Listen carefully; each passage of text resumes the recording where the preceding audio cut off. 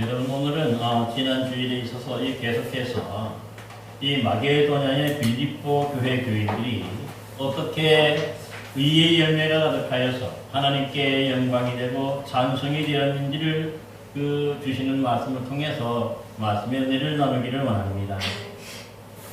오늘 9절 말씀, 10절 말씀을 보시면요. 내가 기도하노라 너희 사랑의 지식과 모든 총명으로 점점 더 풍성하게 하사 너희로 지극히 선한 것을 분별하며 또 진실하여 허물 없이 그리스도의 날까지 이루고 하였습니다. 오늘 이 본문에서 이 분별한다 하는 말씀은요, 아주 밝게 빛나는 그런 태양광선에 비추어서 어떤 때가 묻었는지 또 안 묻었는지 또 어떤 흠이 있는지 흠이 없는지를 잘 철저하게 살펴보고 또 검사하는 것을 뜻하는 말입니다. 그래서 본문은 특별히 지극히 선한 것을 분별한다고 했는데 바로 하나님의 말씀의 빛에 비추어서 정말 우리가 겪고 있는 이러한 일들 하나하나가 진짜 중요한 것이 무엇인지를 분별하고 또 잘 판단해야 한다는 그런 뜻이 됩니다. 무슨 뜻이냐 하면요. 이 빌립보 교회인들이 볼 때에 사실 이 주님을 위해서 주의 복음을 전한다면 당연히 주님께서 더 많은 은혜를 베풀어 주시고 또 그가 하는 일들이 다 잘 되게 해주셔야 그게 정상이라고 생각할 수 있지 않겠습니까? 그런데 이 주의 복음을 위해서 발벗고 나서고 정말 헌신하는 이 사도 바울이 이 복음을 전하다가 감옥에 갇혔어요. 이 감옥에 갇히니까 그 교회들 중에서 일부는 어떤 생각을 하겠습니까? 하나님이 살아계시지 않는가. 그 믿음이 흔들리고 믿음이 자꾸 무너지는 것을 볼 수가 있는 것이죠. 정말 하나님이 계시다면 더 복주의 복음을 위해서니까 더 잘 돼야 됐는데 왜 이렇게 감옥에 갇히고 왜 매도 맞고 왜 이 어려운 일도 당하게 하느냐 하는 이런 불신앙적인 생각을 자꾸 가지게 되었던 겁니다. 그렇습니다, 여러분.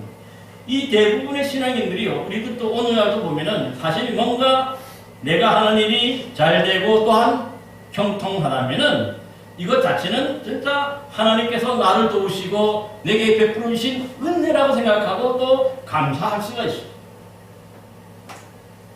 하지만은요, 그렇지 않고 만약 우리 신앙인들이 하는 일들이 뭔가 잘 진행되지 않고 또 막히고 뭔가 힘들어지고 뭔가 어려워지면은 종종 보면 이 주님이 계시지 않는가 보다 하는 그런 의심을 갖게 되고 그래서 이 믿음이 흔들리는 것을 볼 수가 있는 것이죠.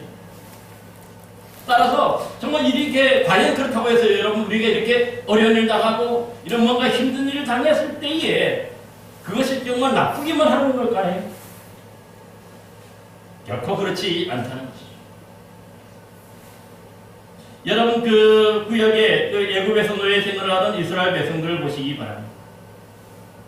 하나님께서 이 애굽에 내리신 10가지 재앙이라는 이 놀라우신 역사하심으로 말미암아 그들이 해방이 되고 또 구원을 받잖아요. 그러나 곧이어서 그 애굽 왕이 돌이켜서 엄청난 군사들을 동원해서 쫓아오고 이럴 때 앞에는 뭡니까? 더 나아갈 수 없는 깊고 넓은 홍해 바다가 가로막고 있었어요. 길이 없었던 것이죠. 그러다 보니까는 이러지도 저러지도 못하고 이렇게 진퇴양난에 빠지게 됐는데 그러자 이 백성들은 모세를 향해서 뭐라고 얘기합니까? 애굽에 내장지가 없어서 우리를 이끌어 이 광야에서 죽게 하느냐? 애굽 사람을 섬기는 것이 광야에서 죽는 것보다 낫겠노라 하면서 원망하고 또 이 불신앙적인 그런 말들을 내뱉는 것을 보게 됩니다. 그러니까 뭔가 구원받았을 때는 그 큰 은혜를 감사하며 하나님께 영광 돌렸는데 잠시 뒤에 이런 조금은 뭡니까? 근시안적인 그런 마음 때문에 앞으로 어떤 일들이 벌어질지 모르니까 여기에 대한 어떤 뭡니까? 두려움과 또 이 답답함 때문에 사실은 그 믿음 없는 말들을 막 쏟아내게 되는 것이죠. 여러분 과연 하나님이 그들의 이런 어려움, 힘든 일, 두려운 일들만 생기게 했을까요? 어떻습니까, 여러분? 이 어려울 때 가장 위기의 순간에 하나님께서 역사하시잖아요. 그들에게 역사하셔서 강력한 동풍이 불게 해서 그 홍해바다가 갈라지고 그 땅을 마치 마른 땅같이 건너서 구원해 주시는 이 하나님의 놀라운 은혜를 체험하는 것을 볼 수가 있는 것이죠. 그러니까 뭔가 어렵고 힘든 일이 있다고 해서 그것 자체로 실망하거나 낭망해서는 안 된다는 뜻이죠. 잘 분별할 수가 있어야 되는 것이죠. 더 큰 하나님의 은혜를 베풀어 주신 그것을 우리가 바라볼 수 있어야 된다는 그런 뜻인 것을 볼 수가 있습니다. 어디뿐이겠습니까? 사실 여러분이 홍해 바다를 건너서 하나님께 영광 돌리죠. 막 찬송해요. 근데 그 위에 곧 조금 더 나가면 신광야를 하는 걸 접어드는데 어떻습니까, 여러분? 이 신광야에 접어드니까 광야에는 먹을 것이 없잖아요. 그러니까 또 뭡니까? 그동안 가지고 왔던 음식들이 이제 다 떨어졌어요. 없어지게 되는 거죠. 그러니까 또 어떻게 원망하고 불평합니까? 우리가 애굽에 매장지가 없어서 또 여기서 우리를 광야에서 죽게 한다고 원망하고 불평해요. 왜냐하면 당장의 위기의 순간을 맞았으니까. 여러분, 그들이 이 위기로 다 죽었습니까? 그래서? 어려운 일들만 있었습니까? 아니죠. 바로 그 위기의 순간에 하나님은 어떻게 역사하십니까? 바로 하늘의 양식인 일용할 만나를 그들에게 내려주시고 메추라기를 내려주셨어요. 자그마치 40년 동안 배굶지 않도록 그렇게 해주시는 하나님이시죠. 그러니까 뭔가 우리가 이렇게 어려움을 당하고 뭔가 위기를 만나고 뭔가 힘든 일을 만나는 것 자체가 나쁜 일만은 아닌 거예요. 이 어려울 때니까, 그러니까 내 힘으로 안 되고 내 능력으로 안 되지만은 하나님이 역사하시니까 큰 은혜를 더 느끼게 되는 것을 볼 수가 있는 것이죠. 그러게 우리는 여기서 분명히 깨달아야 되는 것은 뭐냐면은 우리가 잘 분별할 수 있는 능력이 있어야 되는 거죠. 만약 우리가 어렵고 만약 힘들다고 해서 하나님께 불평하고 원망하고 불신앙적인 이런 모습을 지내는 것이 아니라 오히려 하나님이 이 어려운 시기, 이 위기의 순간에 우리에게 베풀어 주신 그 은혜를 우리가 잘 분별하고 잘 판단해야 한다는 그런 뜻이 되는 것을 볼 수가 있습니다. 그러게 지금 내가 조금은 막히고 조금은 어렵고 조금 힘든 일이 있다 할지라도 하나님이 이것을 통해서 나에게 베풀어 주신 은혜가 더 큰 은혜, 더 큰 놀라운 그런 하나님의 기적이 역사심을 우리가 체험할 수 있음을 우리가 기대할 수 있는 이런 여러분, 믿음이 있는 여러분 되시기를 간절히 기원합니다. 여러분, 그래서 이 빌립보 교인들에게도 마찬가지죠. 그러니까 이 빌립보 교회 교인들도 바울 자신이 복음을 전하다가 지금 감옥에 갇혀서 재판을 받고 있는데 이것이 결코 어떤 겁니까? 아주 나쁜 일이거나 잘못된 일이 아니라는 것을 지금 얘기합니다. 여러분, 그래서 오늘 9절 말씀에도 보면은 그 하나님, 그 속에서 역사하신 하나님의 은혜, 그것을 그들이 뭡니까? 깨닫기를 바라는 것이죠. 그것이 바로 분별한다는 그런 뜻인 것을 볼 수가 있는 것입니다. 사실 바울이 빌립보 감옥에 갇혔을 때에도 매를 맞고 힘들고 어려운 일들만 있었던 것이 아니에요. 거기서 어떤 일이 벌어집니까? 이 간수를 만나자기 때문에 그 간수장에게 뭡니까? 세례를 베풀고 또 그의 가족에게도 함께 이 세례를 베푸는 이 구원의 역사, 놀라운 역사가 계속해서 이어지잖아요. 뿐만 아닙니다. 이 또한 이 사도 바울이 로마에서 비록 일반 죄수들을 가두는 그런 감옥은 아니지만 2년간 이 로마에서 가택연금을 당했어요. 흔히 말해서 그 집 밖에서 못 나오게 하고 집 안에만 있도록 그렇게 뭡니까? 이 조치를 당한 것이죠. 그래 이것 때문에 또 이 많은 사람들이 시험에 드는 것이죠. 그렇지만요, 이 사도행전 28장 마지막 절에 보면 이렇게 기록하고 있어요. 이태 동안, 2년 동안 자기 셋집에 머무르면서 자기에게 오는 사람들 다 영접하고 하나님의 나라를 전파하며 주 예수 그리스도에 관한 모든 것을 담대하게 거침없이 가르쳤더라 하였습니다. 여러분, 그러니까 이 지금 가택연금 상태에 있는, 비록 자유는 없지만 그 안에서 지낼 수는 있지만 그 자유는 없지만 그러나 그 안에서 복음을 지금 가르치고 또 증거하고 있다는 거예요. 야, 놀라운 은혜 아닙니까, 여러분? 여러분, 사실 이 바로 사도 바울은요, 자신 스스로가 바로 이 로마에서 복음을 전하기를 원하고 또 원했기 때문에 스스로가 죄인의 신분이 되어서 그 호송되어 가는 것을 볼 수가 있습니다. 그러기에 그 속에서 뭡니까? 이 어려운 일만 있는 게 아니라 비록 죄의 신분이라도 거기에 가서 주의 말씀을 증거하겠다는 그런 뭡니까? 의지가 있었던 거예요. 그래서 이 로마에 가서 이 가택연금된 그런 상태 속에서도 자기 집에 찾아오는 수많은 사람들을 영접하고 그들에게 하나님의 나라를 가르치고 예수 그리스도에 대해서 가르쳤다는 거죠. 이 얼마나 축복되고 얼마나 놀라운 일입니다.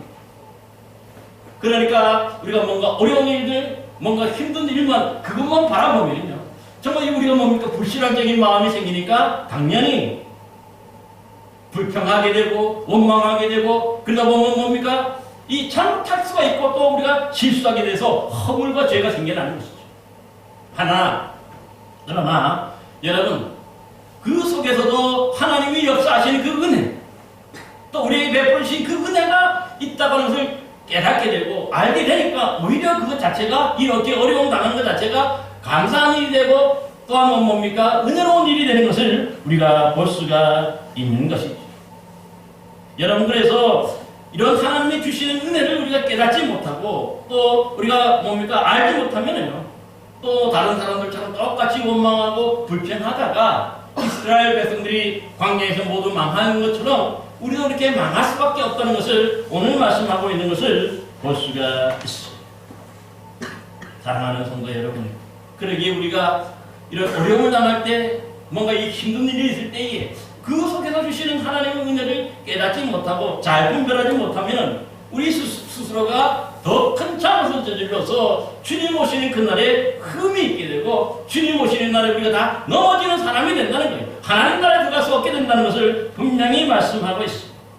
따라서 저와 여러분 모두도 우리 자신의 뜻대로 되지 않고 우리의 또 삶이 어려진다 하더라도 결코 불평하거나 불평하지 마시고 그 어려움과 그 힘든 속에서도 하나님이 주시는 그 놀라운 은혜를 잘 분별하여서 오히려 이 기회가 여러분들의 의의 열매가 가득하여서 맺어서 하나님의 영광과 또 하나님의 찬송이 되는 복된 성도들 되시기를 간절히 기원합니다.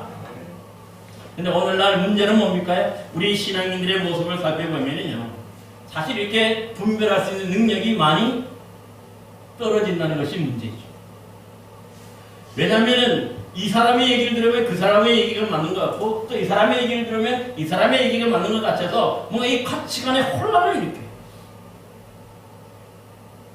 마치 첫사람 아담과 하와에게 이 간교한 뱀이 선악을 알게 하는 나무의 열매를 따먹어도 너희가 결코 죽지 아니하리라.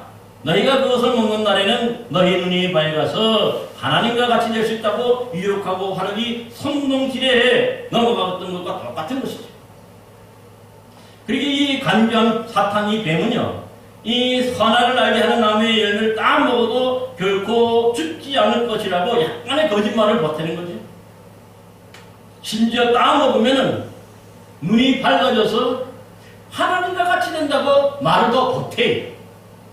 그러니까 이 아담과 하와가 이 말에 넘어가게 되는 것 아니겠습니까?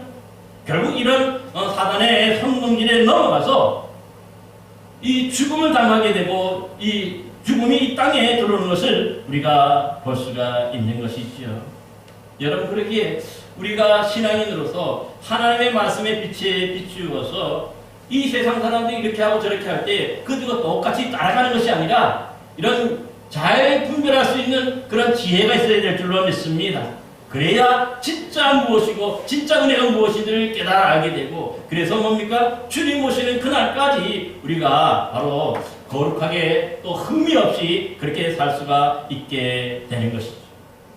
여러분, 사도행전에 보면은요, 이 초대 교회인 예루살렘 교회는 이 믿는 자들이 부자나 가난한 자나 사실 자신들이 가지고 있던 모든 재산과 소유물을 다 팔아서 교회에 모았어. 그리고는 각 사람의 필요에 따라서 나눠주며 함께 생활하는 그러한 공동체 교회였어요. 그러기에 당시에 이 가난하게 살았던 그 가난의 대명사라고 생각할 수 있는 고아나 이 과부들에게는요, 이 기회가 참으로 중요한 기회죠. 그래서 이 분들이, 이 가난한 분들이, 어렵게 살았던 분들 다 이때 엄청나게 많이 교회에 등록하게 되고 함께 신앙생활을 하게 되는 것을 봐요. 그래서 그들도 그 안에서 참 하나님 서로 뭡니까 부자나 가난한 자가 없이 그 모든 것을 서로 필요에 따라서 알맞게 나눴으니까 그야말로 거기가 하나님의 나라를 직접 경험하고 체험하는 그런 좋은 교회가 되었던 것을 볼 수가 있습니다. 그런데요, 이 공동체 생활이 오래 가지 못해요. 그만 금이 가고 또 이게 깨지는 일이 벌어지는데, 바로 그 단초가 뭐냐면 사도행전 5장에 나오는 아나니아와 삽비라 부부 사건. 이 아나니아와 삽비라 부부도 당시 다른 성도들과 마찬가지로 온전한 믿음으로 이 공동체 생활을 하기 위해서 자신들이 그동안 소유하고 있었던 땅과 재산을 전부 팔아서 온전히 가지고 왔습니다. 그러니 이 아나니아와 삽비라 부부는 이것을 그대로 가져온 것이 아니라 조금 머리를 쓴 거죠. 지혜를 쓴 것은 그만 자신의 재산과 소유를 전부 판 값에서 일부를 감춰줘. 아마도 나중에 힘들고 어려운 일이 생기면 아무도 모르게 이것을 찾아서 유용하게 사용하려고 아마 감췄을 것입니다. 근데 놀라운 것은요, 오늘 그 사도행전 5장에 보면요, 이 당시 예루살렘 교회를 대표했던 이 베드로 사도가 어떻게 알았는지는 기록되어 있지 않았습니다만은 이미 알고 있었어요.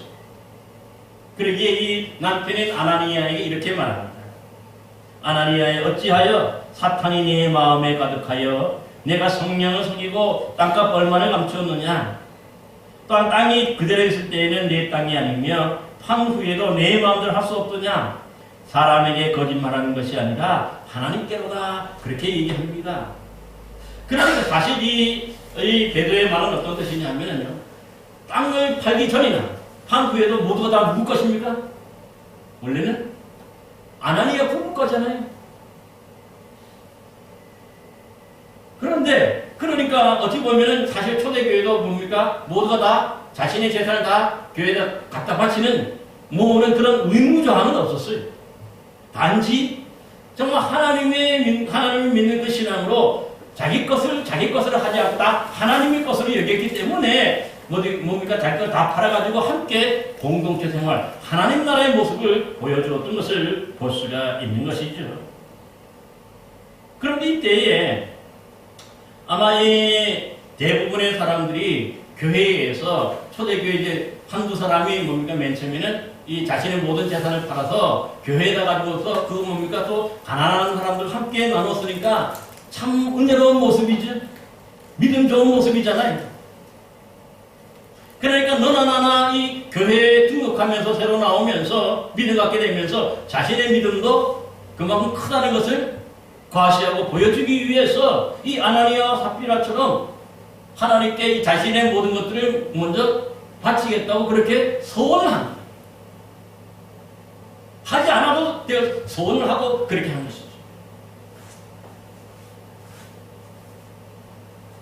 그러다 보니까 그래놓고 나중에 생각하니까 좀 손해보는 것 같아가지고 일부를 감추게 되는 것도 볼 수가 있는 것이죠. 여러분, 그런데 이 아나니아 삽비라 부분은요, 이 사단이 주는 지혜를 좀 이용해서 잘못되고 이 뭡니까? 그것을 속일 수 있다고 잘못 생각한 거죠. 근데 그것을 바로 뒤에 사자였던 이 베드로가 다 알고 있어요.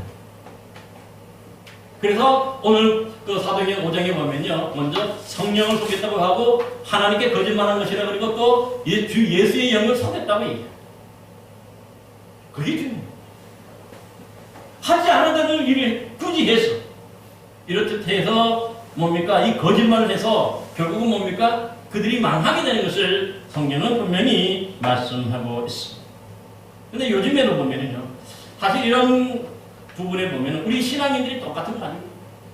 뭔가 신앙인답고 뭔가 하나님을 믿는 그런 사람다워야 되는데 그런 모습이 보여지는 게 아니라 어떤 모습이 보여집니까?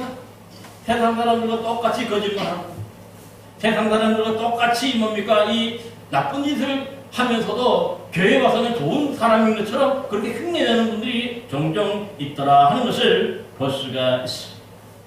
특별히 우리 신앙인들 부모님들 중에서도 보면은요, 자신의 자녀들에게 진실로 이 좋은 믿음의 가치관, 정말 뭔가 이 의의 열매를 맺도록 그렇게 돕고 가르치는 것이 아니라 뭔가 당장의 이익을 위해서 일부러 나쁜 것을 가르치고 세상적인 것을 가르치는 경우가 많이 있는 것도 볼 수가 있습니다.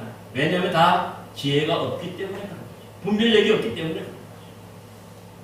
제가 서울에서 고등부 학생들 가르치는 목회자를 약 한 3년 정도 했었는데 이때 보면요, 학교에서 중간고사나 기말고사 때가 되면은 학생들이 약 한 반 정도 줄여요. 평상시 출석일에 반 정도 들어 50%가 거의 교회를 안 나옵니다. 그게 왜냐하면은 그 이유가 공부하여서 학교 성적을 올리는 것이 최우선이라고 생각하고, 이 신앙의 부모님들, 특별히 이 중직자의 자녀들까지도 이 준비하는 시험을 준비하는 한 달 동안은 교회 가지 못하도록 이 신앙의 부모들이 막는다는 거죠. 아이들은 자기 오고 싶다는 거예요. 근데 가지 말라고 막기 때문에 못 간다고 제가 전화를 해보면 그렇게 얘기해요. 근데 놀라운 것은요, 학교에서 1, 2등 하던 학생들은 보면 결코 예배에 빠지지 않았는데 그래도 그들이 이 좋은 성적을 1, 2등을 계속해서 유지하는 것을 봐요. 그렇게 예배 드리는 오전 그 시간에 하나님께 와서 예배 드리는 그 시간을 뭡니까? 허비하는 게 아니죠. 그런데 이 하나님께 예배드리는 시간이 아까워서 교회에서 예배드리지 못하게 하고 시험 공부에 전념하게 하면서 하다 보니까 그 학생들 나중에 성적도 떨어져요. 여러분, 그래서 잘 아시는 대로 사실 고등부 시절에 신앙생활이 참 중요한데도 불구하고요, 이 믿음의 부모님들이 자신의 형편과 사정에 따라서 하나님께 예배드리는 것을 빼먹어도 된다고 가르쳤으니까요, 그들이 고등학교 졸업 후에 신앙생활 제대로 하는 사람이 몇 명 있습니까? 대개 보면은 제가 했던 서울 도림교회 같은 경우 보면 한 학년이 약 한 100명 정도 돼요. 각 학년마다 초등학교 1학년 들어오면은. 근데 고등부 때까지는 그 어느 정도 유지되다가 고등부 때부터 뭡니까? 줄어들기 시작해요. 그래서 나중에 고등부 들어가고 대학교 들어가나 청년부 가면요 20명, 30명밖에 안 나와요. 왜 그런 일이 벌어지는 거예요?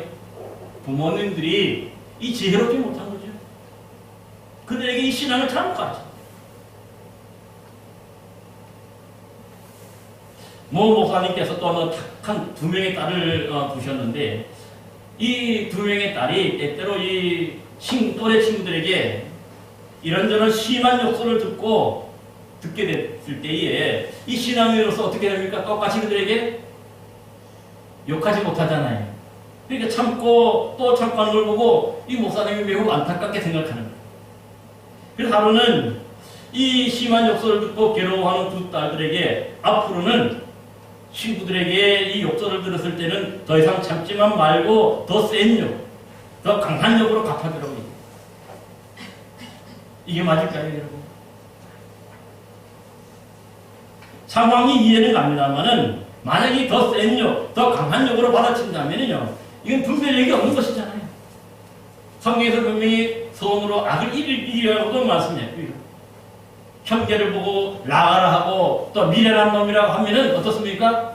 공회에 잡혀가고 심판을 받게 된다고 마태복음 5장에서 분명히 말씀하죠. 욕하지 말라는 거예요. 그런데 이런 것들 자꾸 애들이 어렵고 애들이 힘들어한다고 해서 그 상황을 모면하기 위해서 더 이렇게 더 센 욕, 더 강한 욕으로 이게 뭡니까? 대답하라고 하는 것 자체는, 그러니까 이건 분별력이 없는 것이죠. 여러분, 그래서 그 한 가지로 끝나는 게 아니잖아요.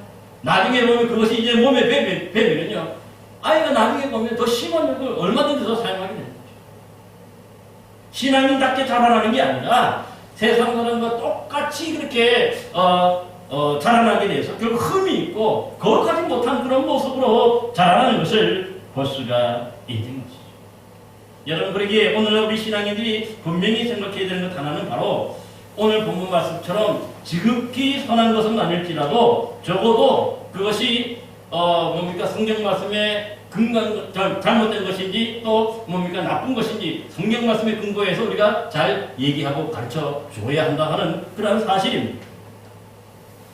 여러분, 그러게 우리가 때로는 보면 이런 지혜가 필요하고 이런 총명이 필요한데, 그래서 오늘 본문에도 보면은요, 9절에 보니까 내가 기도하노라 너희 사랑을 지속과 또 모든 지혜와 모든 총명으로 점점 더 풍성하게 하도록 그렇게 기도하고 있는데, 그만큼 우리 힘과 능력으로 부족하니까 그걸 깨달아 알 수 있는 지혜와 총명을 하나님께 기도하는 것을 볼 수가 있어요. 그래야 우리 신앙인들이 신앙인으로서 그 의의 열매, 거룩함의 열매를 맺어서 하나님의 영광이 되고, 그래서 하나님의 찬송이 될 수가 있기 때문에, 만약에 그렇지 않고 똑같이 나는 결코 지지 않으리라 하는 이런 생각으로 세상 사람들도 똑같이 하고 세상 사람들도 더 심하게 군다면 이러한 부분은 진정한 신앙이 될 수가 없죠. 믿음의 사람이 될 수가 없는 것입니다. 여러분, 우리 신앙인들에게서요, 이런 세상 사람들과 똑같이 더럽고 추악한 그런 모습이 보여지고 또 드러난다면요, 이건 결코 의의 열매가 아니죠. 거룩함의 열매가 아니고 빛의 열매가 아니고 성령의 열매가 아닌 거예요. 오히려 이런 모습은 사실 우리가 하나님의 이름을 모독하는 그런 어리석은 자인 것을 분명히 기억해야 합니다.